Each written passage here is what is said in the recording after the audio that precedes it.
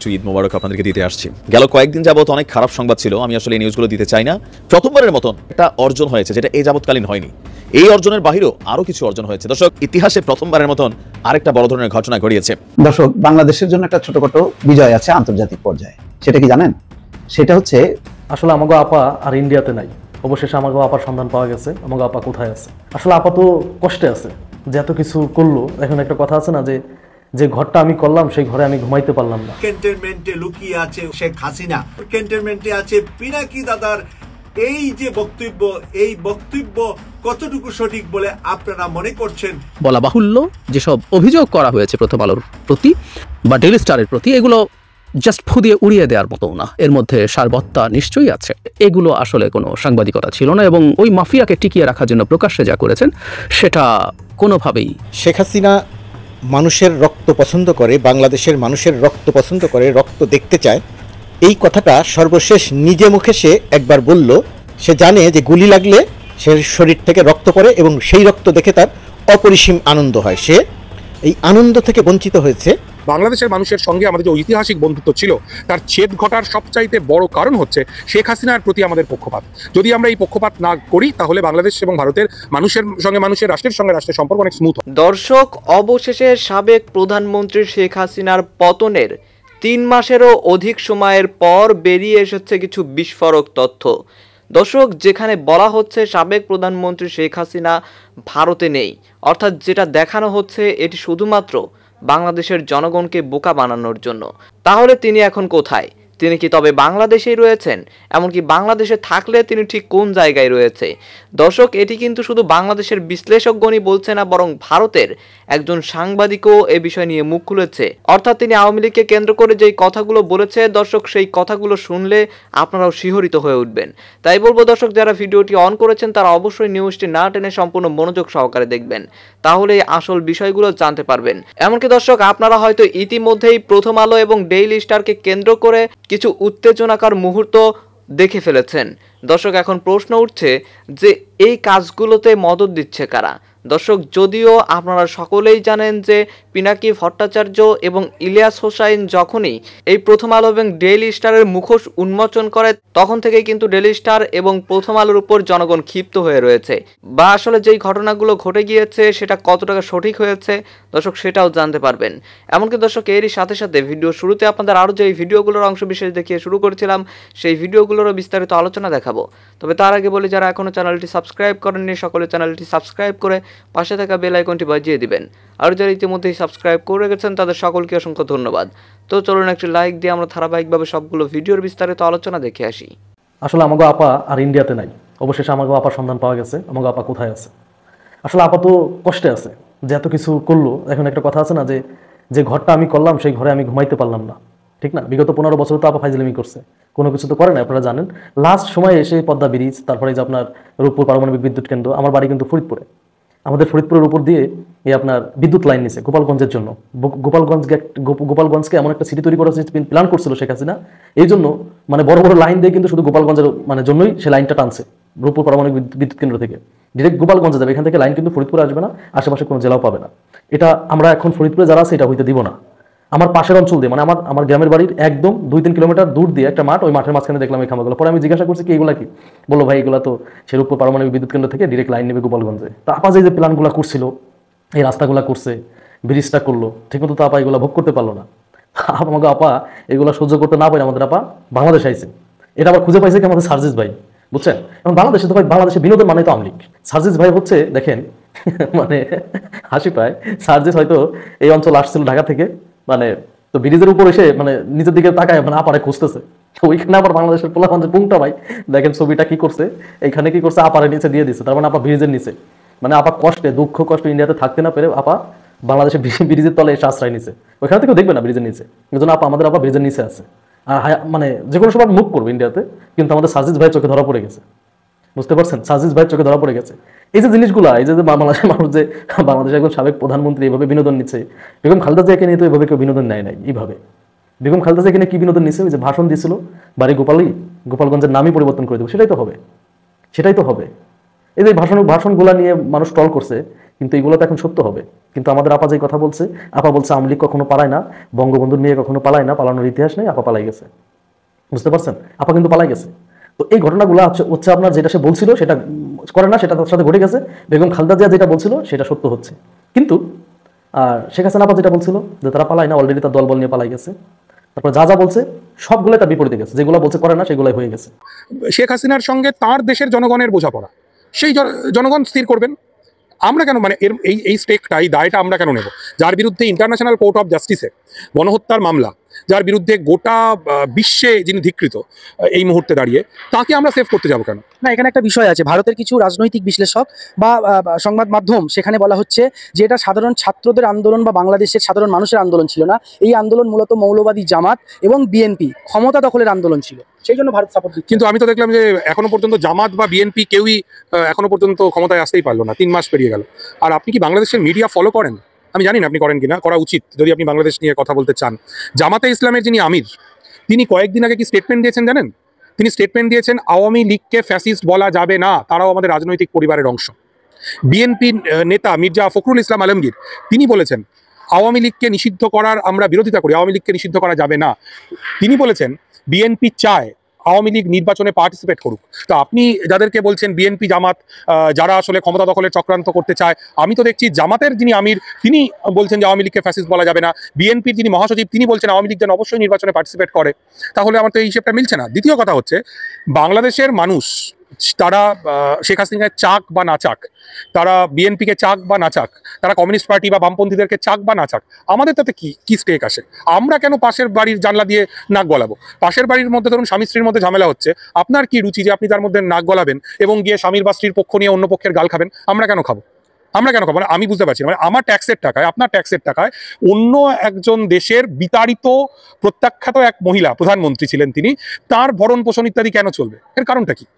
না, আমি প্রথম সারি নিউজ চ্যানেল বা নিউজ পেপারে গত 2 দিন আগেও পড়ছিলাম, সেখানে বলা হচ্ছে যে শেখ হাসিনার নামে অনেক মিথ্যা মামলা দেওয়া হয়েছে বাংলাদেশে। তো সেখানে যদি হাসিনাকে ফিরিয়ে দেওয়া হয় সেক্ষেত্রে তার একটা ক্ষতির সম্ভাবনা রয়েছে বা তার উপর একটা আক্রমণের সম্ভাবনা রয়েছে, সেই জন্য ভারত হয়তো আগলে রাখছে। আপনার ইন্টারেস্টটা কি হাসিনাকে রক্ষা করার? আপনার ইন্টারেস্টটা কি? আমি এটা বুঝতে পারছি না। শেখ হাসিনা যেহেতু দীর্ঘদিন বাংলাদেশের প্রধানমন্ত্রী ছিলেন, ভারতের সঙ্গে সুসম্পর্ক ছিল, সে কারণে একটা তার মানে আপনি বলতে চাইছেন যে শেখ হাসিনা ভারতের কর্মচারী ছিলেন এবং এই মুহূর্তে আমাদের রাষ্ট্র চাইবে বা আমাদের সরকার চাইবে তার কর্মচারীকে নিরাপত্তা দিতে। এটা মানবিকতার দিক থেকে হয়তো। আপনি যখন শেখ হাসিনার নির্দেশে পুলিশ গুলি চালালো, তখন রিয়া গোপ বলে একটা 7 বছর বয়সী হিন্দু মেয়েকে স্নাইপার গুলি করে মারলো, যখন 1.5 সহস্রাধিক মানুষকে এই শেখ হাসিনা নামক মহিলা 20 দিনের মধ্যে গুলি করে মারলেন, তখন কি মানবিকতা কোথায় ছিল? তখন সে মানবিকতা কোথায় ছিল? এই গণহত্যার জন্য তো অবশ্যই শেখ হাসিনার বিচার হওয়া উচিত বলে আমি মনে করি। তার বিচার বাংলাদেশের মানুষ করবেন কি করবেন না অন্য ব্যাপার, কিন্তু যদি আমাদের দেশের সরকার বা আমাদের রাষ্ট্র মনে করে যে শেখ হাসিনা তার পুরাতন ভৃত্য, দীর্ঘদিনের বিশ্বস্ত কর্মচারী এবং এখন মালিকের কর্তব্য যখন ভৃত্য বিপাকে পড়েছে তখন তাকে নিরাপত্তা দেওয়ার, আমি মনে করি সেইটা আমার দেশের জন্য এটা ভালো সিদ্ধান্ত নয়। শেখ হাসিনার যা হবে বা হবে না সেটা বাংলাদেশের জনগণ বুঝবেন। এবং আবারও বলছি, শেখ হাসিনার আমলেও বাংলাদেশে হিন্দু নির্যাতন যথেষ্ট হয়েছে, সমস্ত বিরোধী কণ্ঠস্বর দমন করা হয়েছে। সেক্ষেত্রে আমাদের তো এই আগ বাড়িয়ে এই ঝুঁকিটা নেওয়ার কোনো দরকার নেই। পৃথিবীর কোনো দেশ এই ভদ্রমহিলাকে কোনো ঠাঁই দিচ্ছেন না। ওর পরিবারের মানুষ তো লন্ডনের এমপি। আমি কর্মসূত্রে লন্ডনে থাকি অনেকটা সময়। লন্ডনের 4 জন বাঙালি এমপির মধ্যে একজন তো এই টিউলিপ সিদ্দিকী।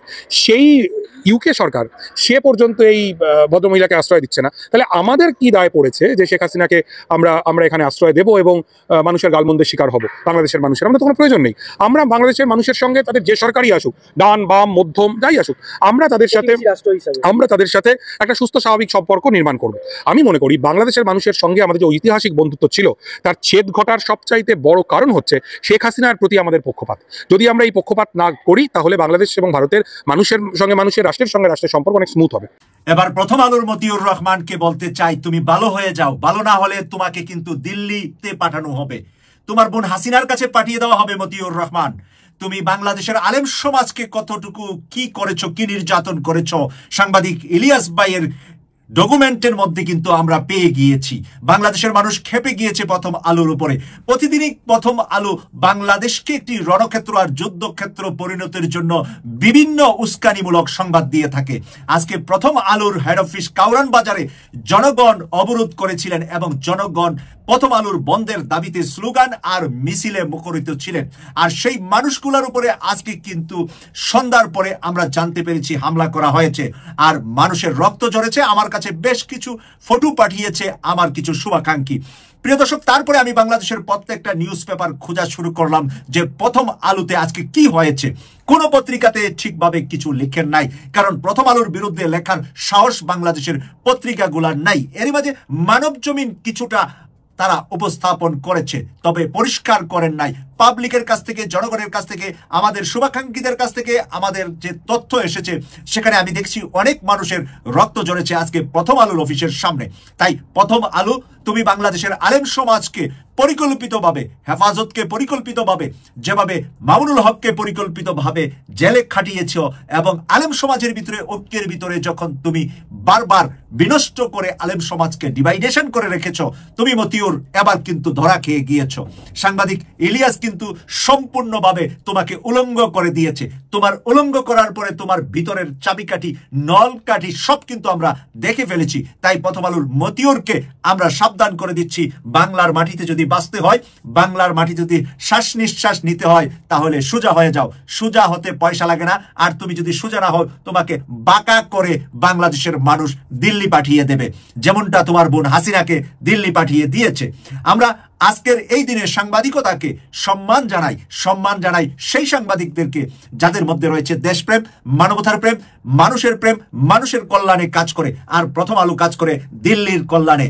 দিল্লির প্রেসক্রিপশনে চলে বাংলাদেশের কয়েকটি পত্রিকা, তার মধ্যে উল্লেখযোগ্য পত্রিকা হলো প্রথম আলো। সেই প্রথম আলোর রক্ত আজকে যা ঝরেছে তা আমরা কিন্তু বৃথা যেতে দেব না। এই রক্ত কিন্তু দেওয়া শুরু, কিন্তু শেষ নয়। কোনো উপদেষ্টা তোমার বাবা হয়ে তোমার পাশে থাকে কাজে আসবে না। আজকে আমরা দেখেছি এক উপদেষ্টা বলেছে লন্ডনে, ব্রিগেডিয়ার সাখাওয়াত বলেছে 26 সালে নির্বাচন হবে। আর আজকেই প্রধান উপদেষ্টা ডক্টর মোহাম্মদ ইউনূস সাহেবের পেশ সচিব তার প্রতিবাদ করে বলেছে ডক্টর মোহাম্মদ ইউনূস ছাড়া আর কেউ কোনো নির্বাচন কখন হবে তা বলতে পারবে না। তাই তোমরা যারা ব্রিগেডিয়ার সাখাওয়াত সহ যারা এক লেজের ভিতরে আছো, তোমাদেরকে হুঁশিয়ার করে দিচ্ছি, মামার বাড়ি দিল্লিতে পালাবে নাকি বাংলাদেশে থাকবে, সিদ্ধান্ত তোমাদেরকে নিতে হবে। জনগণ খেপে গেলে, ফুঁসে গেলে তোমাদের জায়গায় বাংলার মাটিতে হবে না। দর্শক, বাংলাদেশের জন্য একটা ছোটখাটো বিজয় আছে আন্তর্জাতিক পর্যায়ে। সেটা কি জানেন? সেটা হচ্ছে ভারতের একটা রাজ্যে নির্বাচনের সময় মূল ইস্যু ছিল বাংলাদেশি অনুপ্রবেশকারী। এটি জোরে সোরে প্রচার করে ক্ষমতাসীন বিজেপি সরকার।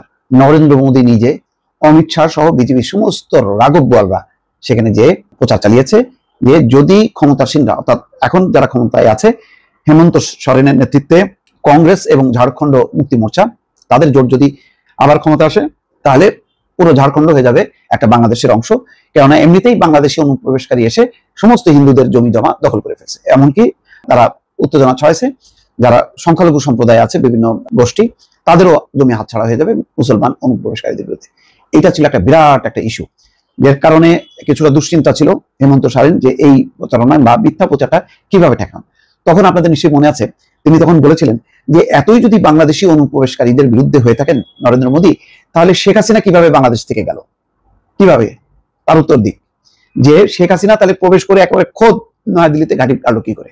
এবং শুধু শেখ হাসিনা না, আওয়ামী লীগরা তো দলে দলে গেছে এবং তাদেরকে বিশেষ ব্যবস্থাপনায় ওই দিল্লি, কলকাতা এবং ত্রিপুরায় রাখা হয়েছে। এটা তো সবাই জানে, ওপেন সিটের ব্যাপার। এই অনুপ্রবেশকারী এরা কিভাবে ঢুকলো, এটা বলার পর কিন্তু খেয়াল করেছেন যে এটার উত্তর কিন্তু বিজেপি দেয়নি। কিন্তু তারপরেও তারা একদম শেষ দিন পর্যন্ত চালা গেছে বাংলাদেশি অনুপ্রবেশকারী। সেই নির্বাচনে, ঝাড়খণ্ডের নির্বাচনে একেবারে গোহারা হারছে বিজেপি, এই নরেন্দ্র মোদীর বিজেপি। সেই অর্থে যদি বিজেপি জিতে যাইতো, তাহলে কিন্তু বাংলাদেশ থেকে যে অনুপ্রবেশকারীরা আসছিল এবং তার বিরুদ্ধে জনতা রায় দিছে, এটা কিন্তু এস্টাবলিশ হতো। এটা আমাদের জন্য একটা অবমাননা হতো যে একটা মিথ্যা জিনিস, বাংলাদেশের বিরুদ্ধে একটা মিথ্যা প্রচার সেখানে এস্টাবলিশ হয়েছে।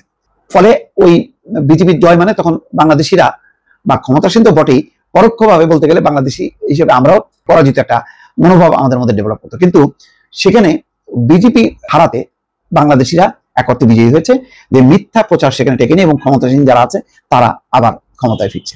দর্শক, এই হচ্ছে একটা মানে আন্তর্জাতিক পর্যায়ে আমি বলছিলাম যে বাংলাদেশের একটা বিজয়, এক অর্থে পরোক্ষ একটি বিজয় হয়েছে, যে বাংলাদেশের বিরুদ্ধে মিথ্যা প্রচার পেয়ে নরেন্দ্র মোদী জয়লাভ করতে পারেননি।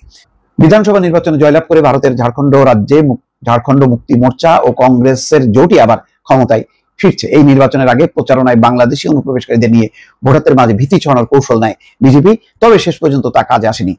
ভারতীয় সংবাদ মাধ্যম বলছে, এবারের ঝাড়খণ্ড নির্বাচনে বিজেপির প্রচারের প্রধান অস্ত্র হয়ে উঠেছিল বাংলাদেশি অনুপ্রবেশ ইস্যুটি।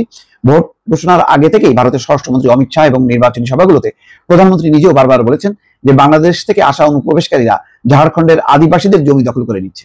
ওই রাজ্যে ভোটের প্রধান কৌশলী হিসাবে নিয়ে আসা হয়েছিল আসামের মুখ্যমন্ত্রী হিমন্ত বিশ্ব শর্মাকে, তাকে দিয়েও ব্যাপকভাবে প্রচার চালানো হয়েছে। এবং এই আসামের এই মুখ্যমন্ত্রী কিন্তু চরম বিদ্বেষী। করিমগঞ্জ নামে একটা জেলা ছিল, সেই করিমগঞ্জ, যেহেতু করিম নামটার সাথে মুসলমান আছে, করিমগঞ্জের নামটাই সে পাল্টা দিয়েছে। চরম হচ্ছে একটা সাম্প্রদায়িক লোক। তো তিনি নিজের রাজ্যেও বারবার বাংলাদেশি অনুপ্রবেশ ইস্যুটি তুলে থাকেন, ওই মানে জাস্ট ভোটের হিসাব। প্রচারণায় বিজেপি নেতারা বলেন যে অনুপ্রবেশকারীদের লাল গালিচা বিছিয়ে রাজ্যে প্রবেশ করাচ্ছে, বাংলাদেশি অনুপ্রবেশকারীরা ঝাড়খণ্ডে এসে আদিবাসী মেয়েদের বিয়ে করে তাদের জমি দখল করে নিচ্ছে। তবে গণমাধ্যম কর্মীরা সরজমিন তদন্ত করেও বাংলাদেশি অনুপ্রবেশকারীরা জায়গা জমি দখল করে নিচ্ছে অথবা আদিবাসী নারীদের বিয়ে করে নিচ্ছে বিজেপির তোলা এমন প্রচারণার কোনো ভিত্তি খুঁজে পায়নি। মুখ্যমন্ত্রী হেমন্ত সোরেন মাত্র একবার বিষয়টা নিয়ে মুখ খুলেছিলেন এবং সেখানে বিজেপিকে পাল্টা প্রশ্ন করেছিলেন যে বাংলাদেশি অনুপ্রবেশকারীদের বলা হচ্ছে তাহলে কি করে সে দেশের সাবেক প্রধানমন্ত্রী শেখ হাসিনাকে ভারতে আশ্রয় দেওয়া হয়েছে, কি করে তার বিমান ভারতের মাটিতে নামার অনুমতি দেওয়া হয়েছে, তাহলে কি বাংলাদেশের সঙ্গে আসলে বিজেপির কোনো গোপন বোঝাপড়া আছে, প্রশ্ন তুলেছিলেন সোরেন। যাই হোক, ঝাড়খণ্ডের 81টি আসনের মধ্যে 53টি আসনে জয় পেতে যাচ্ছে ইন্ডিয়া জোট, আর বিজেপি জয় পেয়েছে 26টি আসনে। তার মানে অর্ধেকেরও কম আসন পেয়েছে বিজেপি। দর্শক, আমি আশা করছি আপনারা সকলেই অত্যন্ত মনোযোগ সহকারে সবগুলো ভিডিও দেখেছেন। এমনকি দর্শক, যদি এই ভিডিওগুলো সম্পর্কে আপনাদের কোনো মতামত থেকে থাকে তাহলে তো অবশ্যই জানাবেন। দর্শক, নিউজটি শেষ করছি এখানেই, ফিরছি পরবর্তী নিউজে নতুন কোনো টপিকে। আল্লাহ হাফিজ।